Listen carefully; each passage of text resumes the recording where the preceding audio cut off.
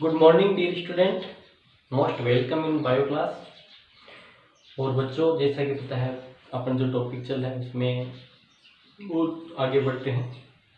पिछली जो कक्षा थी उसके अंदर मैंने बहुत ही जो महत्वपूर्ण जो टॉपिक था इस कक्षा का, जो कई बार पूछा जाता है, मोड ऑफ एंजाइम एक्शन के बारे में डिस्कस किया था बच्चों।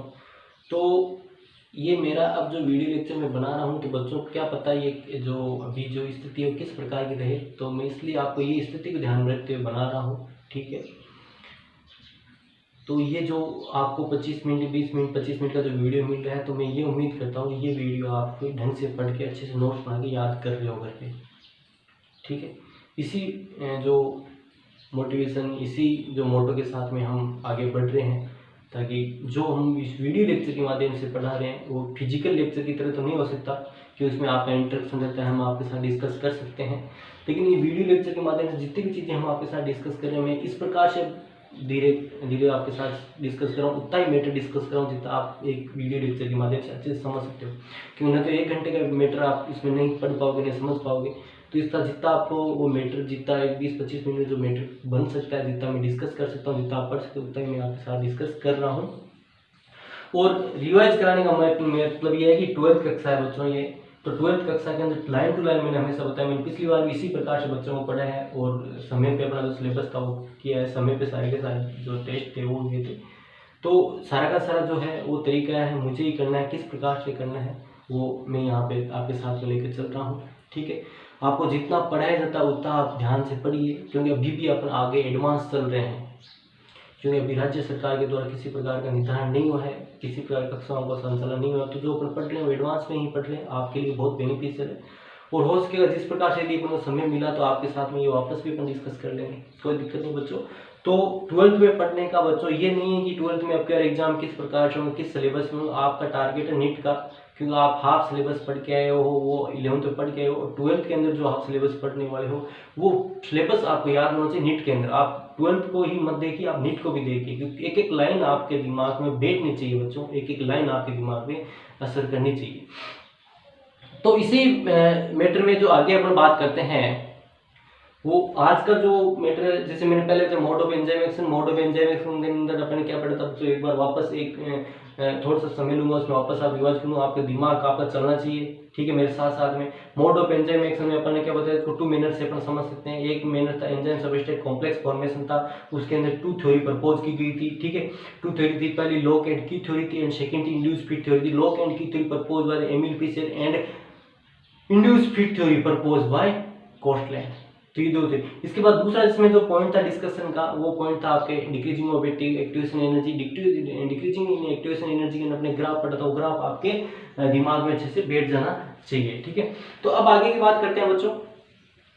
अब आगे की बात करते हैं, देखो आज का जो है वो बात करते हैं नोमेनक्लेचर ऑफ एंजाइम। तो नोमेनक्लेचर ऑफ एंजाइम की बात करें, नोमेनक्लेचर ऑफ एंजाइम बहुत इंपॉर्टेंट, जिस प्रकार से कोई बच्चा जन्म लेता है, कोई भी चीज उसका नाम अपन रखते हैं। ठीक है, उसी प्रकार से क्या होता है, एंजाइम का नोमेनक्लेचर भी बहुत जरूरी है। और नोमेनक्लेचर जरूरी क्योंकि बहुत सारे एंजाइम होते हैं। ठीक है, बहुत सारे एंजाइम होते हैं, बहुत सारे एंजाइम होते हैं, तो उनका नाम अलग अलग से होगा तो उनसे पहचान सकते हैं। ठीक है, क्योंकि आपको पता है कि कितने प्रकार एंजाइम, हर रिएक्शन के लिए एक स्पेसिफिक एंजाइम होता है, तो उस एंजाइम का जो नामकरण है इस प्रकार से होना चाहिए कि उस एंजाइम के नाम से अपन उसकी जो रिएक्शन, टाइप ऑफ रिएक्शन है, या उसके अंदर जो सबस्ट्रेट इन्वॉल्व हो रहा है, ठीक है, उनका भी अपन थोड़ा बहुत आइडिया लगा सकें। तो एंजाइम की जो नामकरण की जो एक प्रक्रिया है, ये एक बहुत ही टिपिकल प्रक्रिया थी, लेकिन समय समय पर जो वैज्ञानिकों ने इसको अपने हिसाब से इनको नामकरण रखा गया है। वो कौन कौन से, किस बेस पे, वो अपने यहाँ पे डिस्कस करेंगे। तो बच्चों देखो, अपन अब जिसमें बात करते हैं, सबसे पहले जो एंजाइम का नामकरण है तो किस पे बेस पे होता है, 2 चीज़ों पे मोस्टली डिपेंड करता है। एक तो सबस्ट्रेट जिसके साथ वो बाइंड हो रहा है, या सबस्ट्रेट जो इसके साथ एंजाइम के साथ बाइंड हो रहा है, तो उसकी एक्टिव साइट पे बाइंड हो रहा है। दूसरा type of reaction which catalyse bye the enzyme. तो इन 2 चीज़ों पे एंजाइम का जो नाम होता है वो डिपेंड करता है। नोमेनक्लेचर ऑफ एंजाइम की बात करें, नोमेनक्लेचर ऑफ एंजाइम की बात करें, इन 2 चीज़ों पे एंजाइम का जो नाम होगा वो डिपेंड करेगा। ठीक है, 2 नाम। तो इसमें फिर आगे बात करते हैं, तो आगे जो ड्यूक्लॉक्स नाम से एक साइंटिस्ट था, अकॉर्डिंग टू, देखो अकॉर्डिंग टू ड्यूक्लॉक्स, याद रखना, एक नाम है इसमें साइंटिस्ट का 1883 के अंदर, ड्यूक्लॉक्स, अकॉर्डिंग टू ड्यूक्लॉक्स, अकॉर्डिंग टू ड्यूक्लॉक्स ठीक है। अकॉर्डिंग टू ड्यूक्लोक्स की बात करें तो ड्यूक्लोक्स ने इनके एंजाइम के नामकरण के बारे में क्या बताया, देखो the suffix age is used to name of the enzymes, ठीक है, used to the name the enzyme। Suffix का मतलब क्या होता है, किसी नाम के पीछे जोड़ने वाला जो वर्ड होता है उसको सुफिक्स बोलते हैं। The letter added to the at the end of the name that is called the suffix, ठीक है, जिसको हिंदी में पढ़ते बोलते हैं। तो इसके अनुसार क्या है कि जो एंजाइम का नाम है उसके लास्ट में एज लगा देते हैं। एंजाइम का जो नाम होता है या उसका एंजाइम का जो नाम का एंड होता है उसके लास्ट में एज लगा देते हैं, तो क्या बन जाता है, मतलब जो सबस्ट्रेट का नाम हो उसके लास्ट में एज लगा देंगे तो क्या बन जाएगा, एंजाइम। या अपन इसमें यहाँ पर इसने क्या बताया था कि जो एंजाइम के नाम का जो एंड होता है वो किसी एज से होता है, ठीक है। The suffix ase is used to the name the enzyme. इसने क्या किया, एंजाइम का नाम देने के लिए एज सुफिक्स यूज करना है। और सुफिक्स क्या होता है, प्रीफिक्स और सुफिक्स आप जानते हो, ठीक है। प्रीफिक्स होता है वो आगे ऐड किया जाता है, सुफिक्स होता है वो पीछे ऐड किया जाता है, ठीक है। तो इसने ड्यूक्लोक्स ने क्या बताया अपने सिद्धांत में, ड्यूक्लोक्स ने यह बताया कि सुफिक्स क्या लगाना है, ase the name of the enzyme. Enzyme के नाम में सुफिक्स जो यूज करना है वो क्या है, एज सुफिक्स, एज जो सुफिक्स है वो ऐड करना है, जिससे क्या हो जाएगा, एंजाइम का नाम बन जाएगा। जिससे क्या होगा बच्चों, एंजाइम का नाम बन जाएगा। अब इसमें आगे जो अपन बात करते हैं, ठीक है, आगे जो बात करते हैं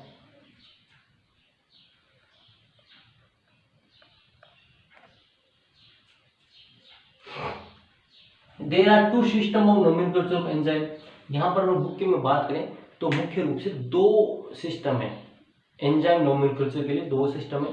देयर आर टू सिस्टम या there are two system of nomenclature of enzyme. Enzyme के नोमेनक्लेचर के लिए दो सिस्टम है, वो कौन कौन से हैं, ठीक है। पहला है on the basis of substrate.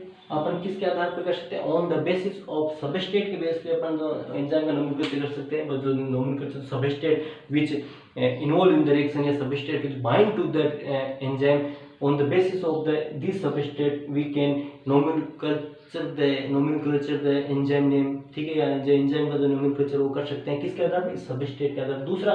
दूसरा था on the basis of chemical reaction. दूसरा कौन सा है, केमिकल जो रिएक्शन जो इन्वॉल्व हो रही है, जिसमें एंजाइम इन्वॉल्व हो रहा है उस केमिकल रिएक्शन के आधार पर, ठीक है, जिस रिएक्शन में वो इन्वॉल्व हो रहा है, ठीक है, on the basis of chemical reaction. तो केमिकल रिएक्शन के आधार पर जो अपन बात करते हैं उसके आधार पर अपन इसमें जो है वो on the basis of chemical reaction, ठीक है, केमिकल रिएक्शन के बेस के आधार पर भी अपन क्या कर सकते हैं, केमिकल रिएक्शन के बेस के आधार पर भी अपन इसको नामकरण कर सकते हैं। तो इसमें देखो सबसे पहले अपन बात करते हैं बच्चों, सबसे पहले आता है on the basis of substrate, ठीक है। भाई सबस्ट्रेट के आधार पर किस प्रकार से नाम रखा जाता है, आप सोच सकते हो। सबस्ट्रेट क्या होता है, which bind to the active site of the enzyme and proceed the reaction and this form the enzyme substrate complex and unstable compound and this dissociate to the enzyme in particular, जैसे अपन पढ़ते हैं इस प्रकार से। तो इसमें substrate की बात करें तो सबस्ट्रेट में क्या होगा,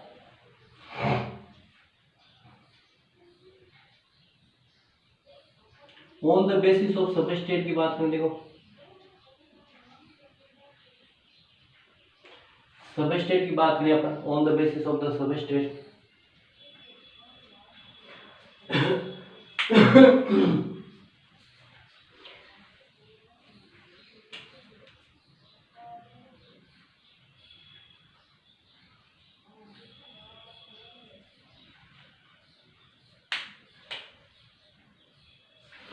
ठीक है। On the basis of substrate की बात करें तो सबस्ट्रेट के बेस पर किस प्रकार से अपन इसको कर सकते हैं, ठीक है। सबस्ट्रेट के बेस पे कैसे अपन नोमेनक्लेचर कर सकते हैं, देखो on the basis of the substrate according to this system the suffix ase attached to the name of substrate it become the name of the enzyme that act on the substrate, ठीक है। इसके अनुसार क्या है कि अपन substrate के last में एज लगा देंगे, ठीक है। जैसे ये सबस्ट्रेट है, कोई भी सबस्ट्रेट होगा, सबस्ट्रेट के लास्ट में क्या लगा देंगे, एज लगा देंगे। तो सुफिक्स एड है वो एड लगा देंगे। इससे क्या हो जाएगा क्या नाम बन जाएगा बच्चों, एंजाइम का नाम बन जाएगा। इससे क्या बन जाएगा बच्चों, एंजाइम का नाम बन जाएगा। और एंजाइम भी कौन सा बनेगा, जो इसके ऊपर सबस्ट्रेट के ऊपर एक्ट करता है, उस एंजाइम का नाम बन जाएगा जो इस substrate enzyme they act on the substrate, उस एंजाइम का नाम बन जाएगा जो इस सबस्ट्रेट पे एक्ट करता है, जो इस सबस्ट्रेट पे एक्ट करता है। समझे, बिल्कुल इजी है। देखो इसमें अकॉर्डिंग टू दिस सिस्टम, इसमें ऑन द सबस्ट्रेट के बेस पे अपन एक नोमेनक्लेचर करते हैं एंजाइम का, सबस्ट्रेट के बेस पे नोमेनक्लेचर करते हैं तो क्या हो जाएगा कि सबस्ट्रेट के लास्ट में क्या सुफिक्स ऐड कर देंगे, एज ऐड कर देंगे, एज ऐड कर दिया। क्या सुफिक्स ऐड कर दिया बच्चों, एज ऐड कर दिया। क्या सुफिक्स ऐड कर दिया बच्चों, एज ऐड कर दिया, एज ऐड कर दिया, ठीक है, ये एज।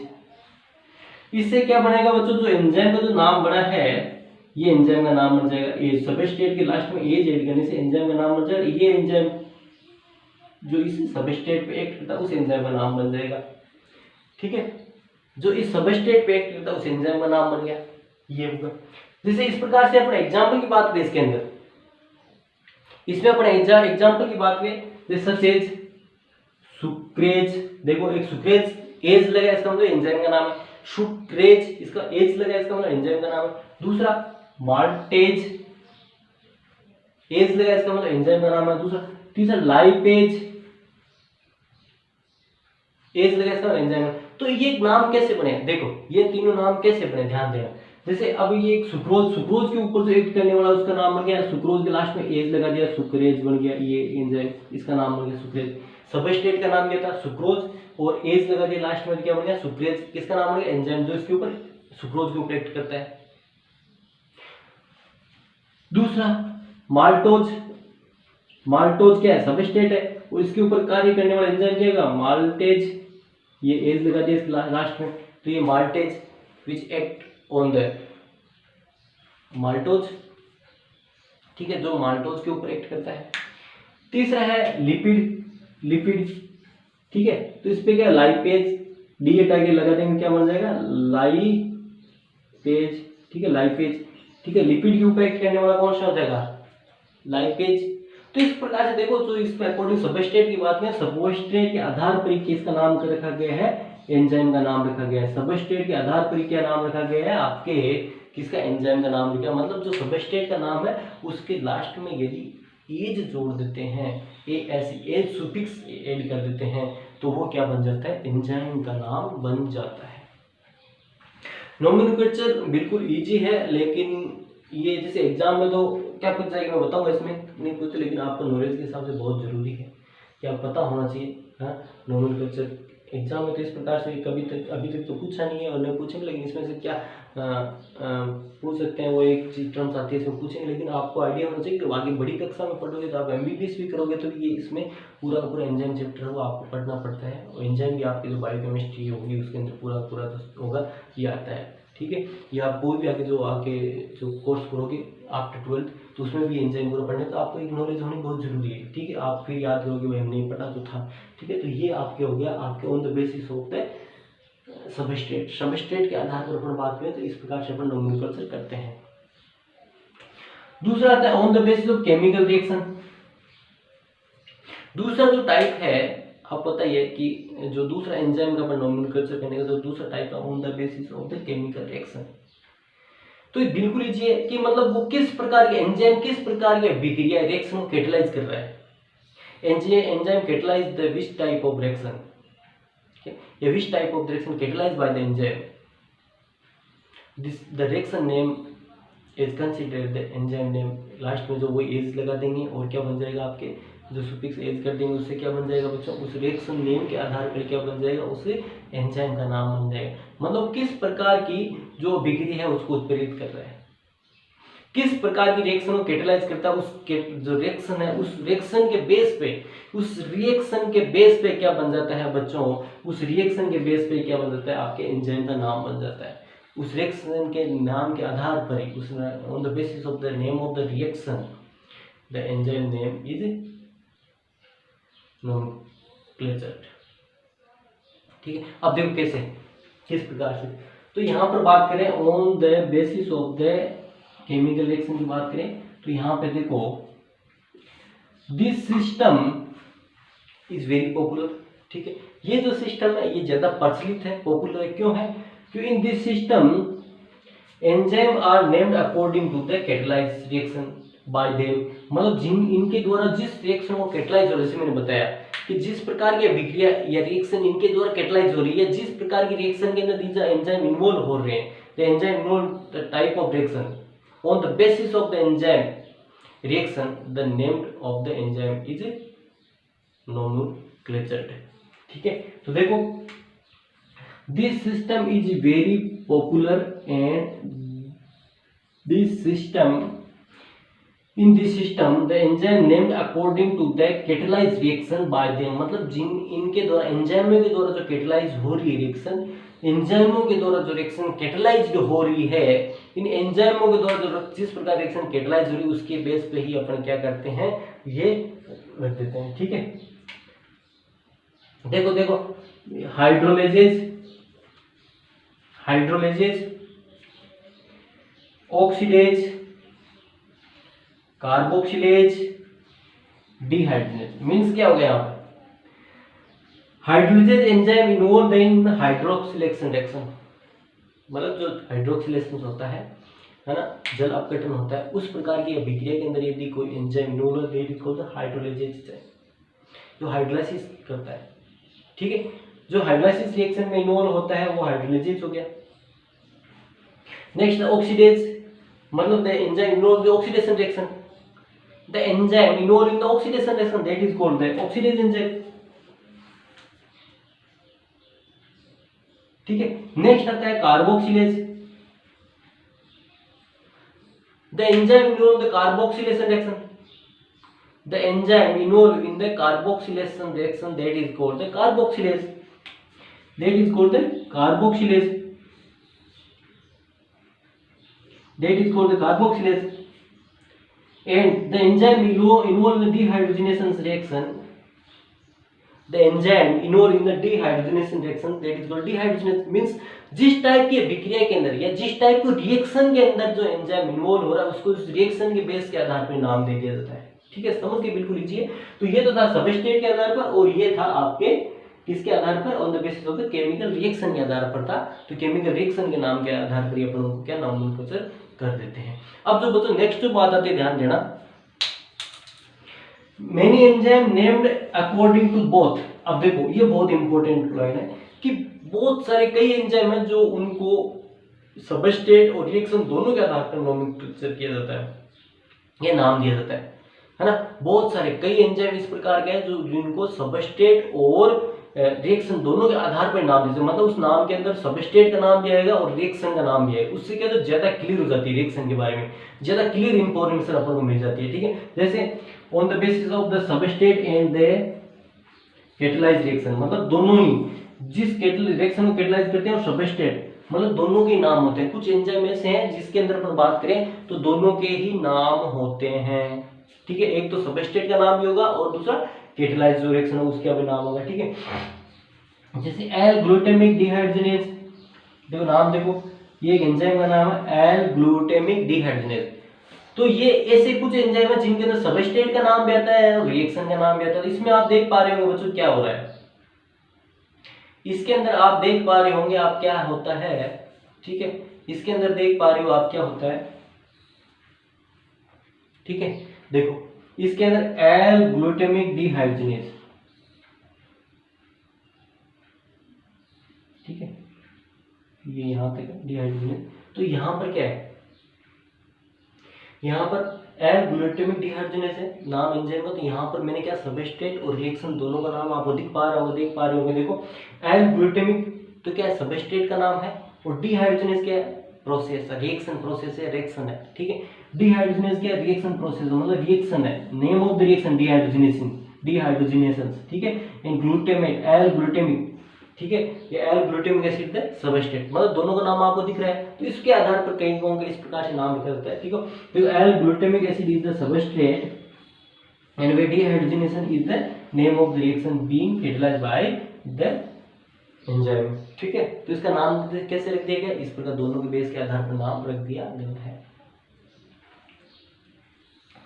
अब इसमें नेक्स्ट बात करते हैं, नेक्स्ट आता है इंटरनेशनल यूनियन ऑफ बायोकेमिस्ट्री आपके बुक के अंदर यहाँ पर जो दी गई है बच्चों याद रखना, इंटरनेशनल बायोकेमिकल ऑर्गेनाइजेशन दिया, लेकिन यहाँ पर याद रखना आप 1955 के इंटरनेशनल यूनियन ऑफ बायोकेमिस्ट्री ने ही जो पोस्टुलेट किया था, स्टैंडर्ड सिस्टम बनाया था एक नोमेनक्लेचर का, उसके अंदर क्या है सबस्ट्रेट और जो रिएक्शन उनका दोनों का नाम होना चाहिए और उसमें कंप्लीट डिटेल होना चाहिए कि उस रिएक्शन संबंधित है regarding to the reaction, the name है the total information regarding to the reaction, ठीक है। रिएक्शन के रिगार्डिंग क्या होता है इसके अंदर टोटल इन्फॉर्मेशन होनी चाहिए। तो उन्होंने क्या इंटरनेशनल, देखो यहाँ पर मैंने क्या बताया था कि आपका क्वेश्चन बन सकता है, तो यहाँ पर एक इंटरनेशनल बायोकेमिकल ऑर्गेनाइजेशन दिया हुआ है, ठीक है, तो इसका फुल फॉर्म देख लेना।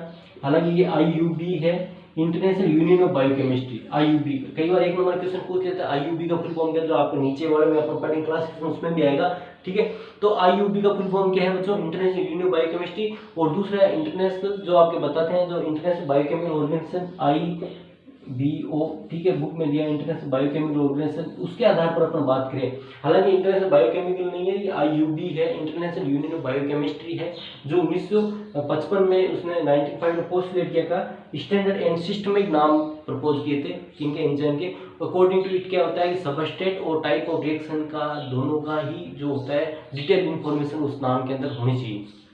तो उन्होंने क्या किया, nomenclature of the enzyme in the enzyme standard and systemic namely their substrate and reaction they catalyse, मतलब बात वही आ गई कि इसमें जो अपन स्टैंडर्ड जो नाम करते हैं, स्टैंडर्ड जो नोमेनक्लेचर करते हैं अपन यहाँ पर स्टैंडर्ड और सिस्टमिक जो नोमेनक्लेचर करते हैं एंजाइम, उसके अंदर क्या है सबस्ट्रेट और टाइप ऑफ रिएक्शन का नाम दोनों का आना चाहिए, ठीक है। इसके अंदर जैसे एग्जांपल दिए हैं बच्चों, हेक्सोकाइनेज है पहला, तो हेक्सोकाइनेज का जो सिस्टमिक नाम है ATP डिहेक्सोज 6 फॉस्फोट्रांसफेरेज है। तो इसका नाम ये क्यों पड़ा, देखो मैं बताता हूँ आपको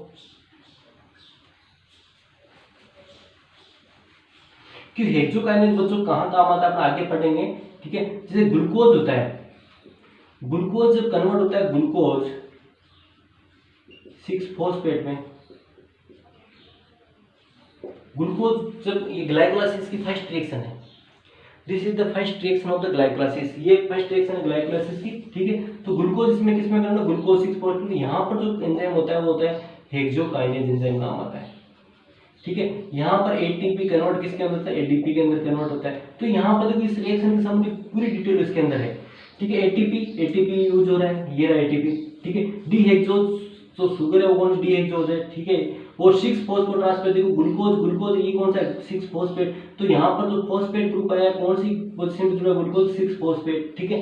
कौन सी पोजीशन पे जुड़ा है, 6 फॉस्फेट पोजीशन पे जुड़ा है, तो इसलिए क्या बोलते हैं 6 फॉस्फोट्रांसफेरेज। तो ये पूरा डिटेल मतलब इस रिएक्शन संबंधी पूरी डिटेल आ जाती है।